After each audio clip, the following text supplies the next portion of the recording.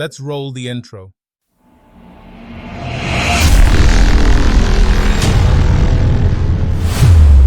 Alright guys, तो मैं आ गया हूँ अपने VS कोड में और आप देख सकते हो कि मैंने एक न्यू फाइल क्रिएट कर ली है tut30.cpp। और आज हम क्या देखेंगे, ऑपरेटर ओवरलोडिंग पार्ट 2 यानी सेकंड वीडियो है। और आज हम देखेंगे कि बाइनरी ऑपरेटर्स क्या होते हैं।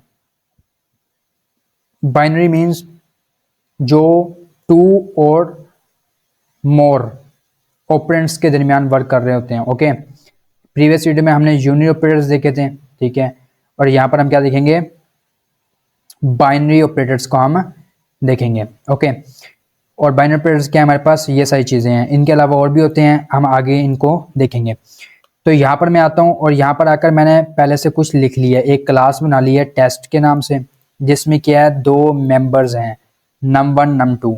ओके, फिर यहाँ पर आकर मैंने क्या किया, पब्लिक के अंदर एक कंस्ट्रक्टर बनाया जो इनकी वैल्यूज को इनिशियलाइज करवा रहा है num1 0 0।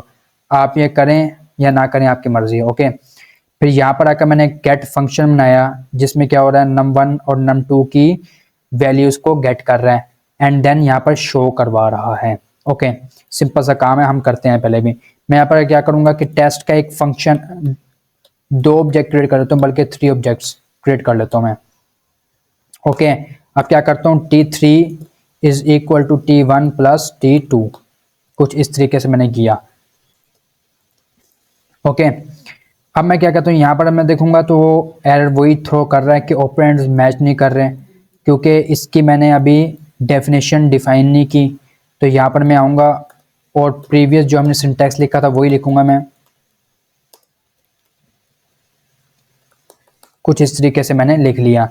डाटा टाइप, फिर क्या कहते हैं ऑपरेटर कीवर्ड, एंड देन जिस ऑपरेटर को मैंने ओवरलोड करवाना है वो। ओके, अब मैं क्या करूँगा, अब जैसा कि हमने प्रीवियस वीडियो में देखा था कि जब हम पोस्ट फिक्स के साथ वर्क करते थे तो हमें यहाँ पर डेटा टाइप कह लें या फ्लैग कह लें, एज अ फ्लैग जो डेटा टाइप हम पास करते थे यहाँ पर, या एज अ फ्लैग कह लें उसे, ठीक है, कि वो कंपाइलर को पता चल जाए कि पोस्ट फिक्स के साथ वर्क हो रहा है या बाइनरी के साथ वर्क हो रहा है। तो अभी पता नहीं चल रहा उसे। ओके, तो मैं यहाँ पर आकर क्या लिखूंगा, मैंने लिख दिया टेस्ट, क्योंकि यहाँ पर जो है वो ऑब्जेक्ट्स के साथ ही वर्क हो रहा है और ऑब्जेक्ट किसके हैं, क्लास, इस क्लास के, टेस्ट के। और ये टेस्ट क्या है, यूजर डिफाइंड डेटा टाइप है। ओके, तो मैंने टेस्ट लिख दिया और यहाँ पर आकर इसका एक ऑब्जेक्ट बना, तो मैंने फॉर एग्जांपल टी रख दिया। ओके, अब मैं क्या करूँगा, और यहाँ पर आकर ना मैं यहाँ पर आता हूँ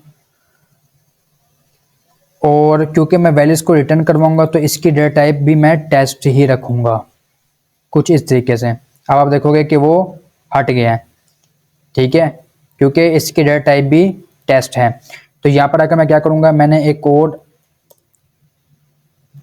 बनाया, एक और मैंने, या मैं इसको T4 कह देता हूँ, इसको T5 कह देता हूँ मैं।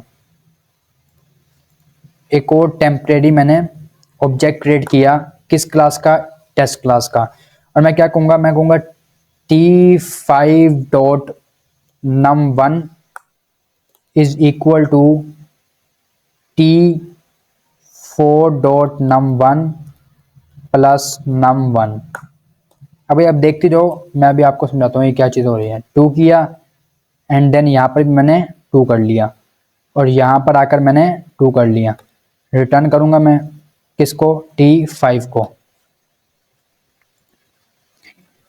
एंड देन मैं यहाँ पर आकर क्या करता हूँ, T3.show को मैंने कॉल किया, कुछ इस तरीके से। अब मैं इसे रन करता हूँ तो इसने मुझे 0 0 वैल्यूज को दे दिया। दोबारा से रन करता हूँ मैं, तो अभी भी ये बात नहीं मान रहा है। क्यों नहीं मान रहा, इसलिए नहीं मान रहा क्योंकि मैंने इस फंक्शन को तो कॉल किया ही नहीं। तो यहाँ पर आकर मैं क्या करूँगा, फर्स्ट ऑफ ऑल t1.get को कॉल करूँगा, इसी तरीके से t2.get को कॉल मैं करूँगा। ओके, एंड देन मैं रन करूँगा तो आप वो मुझसे वैल्यू पूछ रहे हैं। अब ये ऑब्जेक्ट 1 का गेट फंक्शन कॉल हुआ है, उसने मुझसे वैल्यू पूछी है, तो यहाँ पर फॉर एग्जाम्पल मैंने दे दी 1 2। अब वो मुझसे ऑब्जेक्ट 2 का गेट फंक्शन कॉल हुआ है, उस वो वैल्यू पूछ रहा है, तो मैंने 3 4 दे दी। अब आप देखो आंसर मेरे पास क्या आया 4 और 6। कैसे? 1 plus 3 is equal to 4, 2 plus 4 is equal to 6। यहां पर आते हैं, यहां पर नंबर 1 के पास इसके पास वैल्यू क्या थी 1 और इसके पास वैल्यू क्या थी, ये है यूं समझ लो ऑब्जेक्ट 1 का नम 1, ओके, और ये किसका है ऑब्जेक्ट 2 का नम 1, ठीक है। ऑब्जेक्ट 1 के पास जो ऑब्जेक्ट मैं यहां पर लिख देता हूं, यूं समझ लो T1 प्लस T2 इस तरह है, ओके। ये वाला जो है ना, ये जो नम 1 है ये है ऑब्जेक्ट 1 का, और ये वाला जो है ना ये है ऑब्जेक्ट 2 का, ओके। यहां पर क्या हुआ, ऑब्जेक्ट 1 के पास, ऑब्जेक्ट 1 का जो नम है उसके पास नम 1 जो है उसके पास क्या है 1, और ऑब्जेक्ट 2 का जो नम 1 है उसके पास क्या है 3। 1 प्लस 3 इज इक्वल टू 4। इसी तरह नम 2 के साथ हमने वर्क किया तो 2 प्लस 4 इज इक्वल टू 6। कुछ इस तरीके से हमारे पास आंसर आया है। अब ये वर्क कैसे किया, इसका मैकेनिज्म को समझते हैं। तो फर्स्ट ऑफ ऑल मैं यहाँ पर आया और आप देख सकते हो कि 3 ऑब्जेक्ट्स मैंने क्रिएट कर लिए और यहाँ पर मैंने इन फंक्शंस को कॉल किया वैल्यूज को गेट करने के लिए। यहाँ पर मैंने क्या किया, 2 ऑब्जेक्ट्स को मैंने क्या कहते हैं ऐड करवाना चाहा, तो यहाँ पर मैंने बाइनरी ऑपरेटर प्लस यूज किया और इसका मैं क्या कहते हैं यहाँ पर ओवरलोड किया, यानी अपनी तरफ से इसके मीनिंग डिफाइन किए। और फिर मैंने जो आंसर रिटर्न होकर आया, क्योंकि मैंने यहाँ पर रिटर्न कर रहा हूँ ना, तो रिटर्न होकर जो आंसर आया वो आया इसके पास, वो मैंने एक और ऑब्जेक्ट क्रिएट किया T3, उसके अंदर स्टोर करवा दिया एंड देन फिर T3 के जो शो फंक्शन था उसको कॉल किया, तो आप देख सकते हो हमारे पास आंसर आया। अब ये क्या हुआ, ये क्या चीज़ है, इसे समझना बहुत ज़रूरी है, ओके।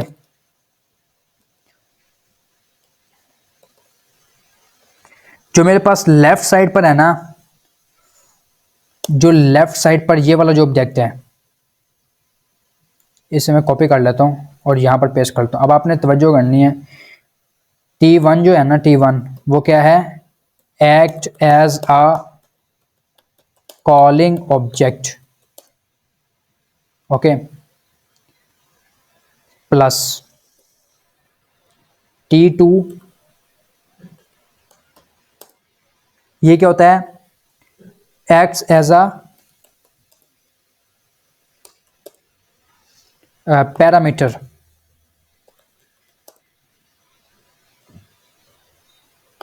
पास्ड टू फंक्शन या मेंबर फंक्शन कह लें हम,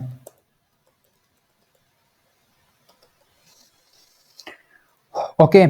जो ये लेफ्ट वाला होता है ना, ये एक्ट कैसे करता है, act as a calling object, यानी जैसे हम ऑब्जेक्ट को कॉल करते हैं ना, वो कॉल हो जाता है सिंपल, वैसे एक्ट कर रहा होता है।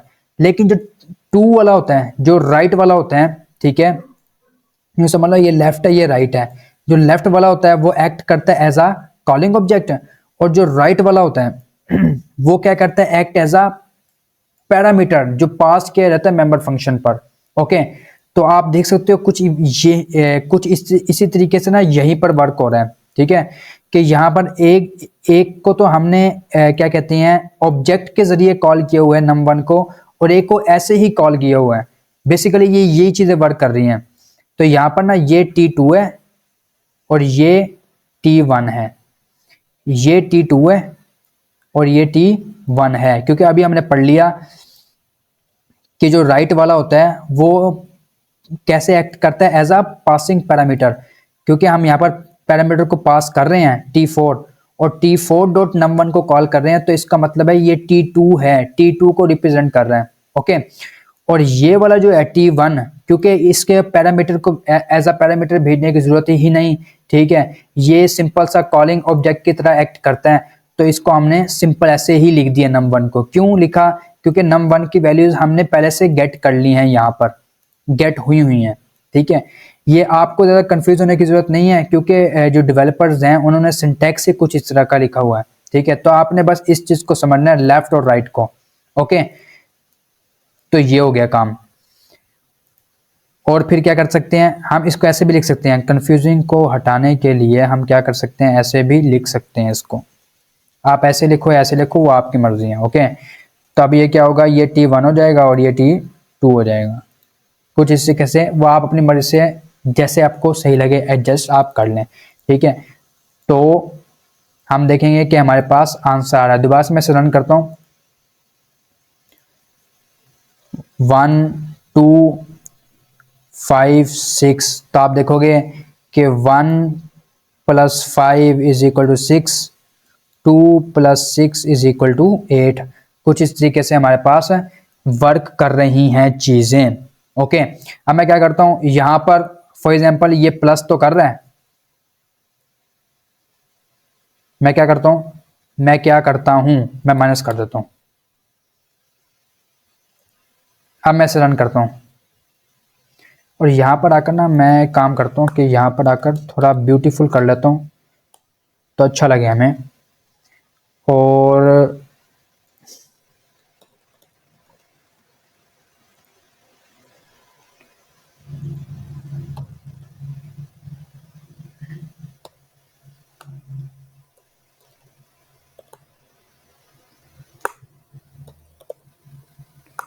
कुछ इस तरीके से अब मैं इसे रन करता हूं, सेव किया, रन किया, वैल्यू पूछ रहा है मुझसे।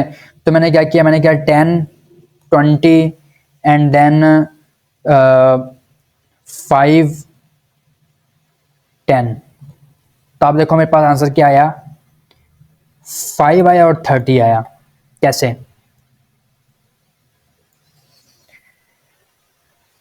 10 - 5 = 5, 20 + 10 = 30। ये देखो, ये चीज़ें हमारे पास ऐसे वर्क कर रही हैं। आई होप कि आपको अंडरस्टैंड हो गया होगा। अब आप देख सकते हो कि है ये प्लस का ऑपरेटर, लेकिन यहां पर हम क्या करवा रहे हैं, इससे माइनस करवा रहे हैं, इससे सब्ट्रैक्ट का फंक्शनैलिटी है, जो सब्ट्रैक्ट की जो फंक्शनैलिटी है उसको परफॉर्म करवा रहे हैं। तो आप देख सकते हो कि ऑपरेटर ओवरलोडिंग की पावर क्या है, ठीक है। हम किस तरीके से एक ऑपरेटर को जो जिसके क्या कहती हैं, जो प्लस है, जो हमेशा दो चीजों को या दो से ज्यादा चीजों को ऐड करता है, आज हम उससे क्या कहते हैं, दो चीजों को सब्ट्रैक्ट करवा रहे हैं, ओके। तो ये ऑपरेटर ओवरलोडिंग की पावर है, ओके। आई होप कि आपको ये चीजें भी क्लियर हो गई होंगी। वीडियो कैसी लगी, अच्छी लगी तो कमेंट करें, अच्छी लगी तो लाइक भी करें, सब्सक्राइब करना ना भूलिए। मिलते हैं किसी नेक्स्ट वीडियो में, तब तक के लिए अल्लाह हाफिज़।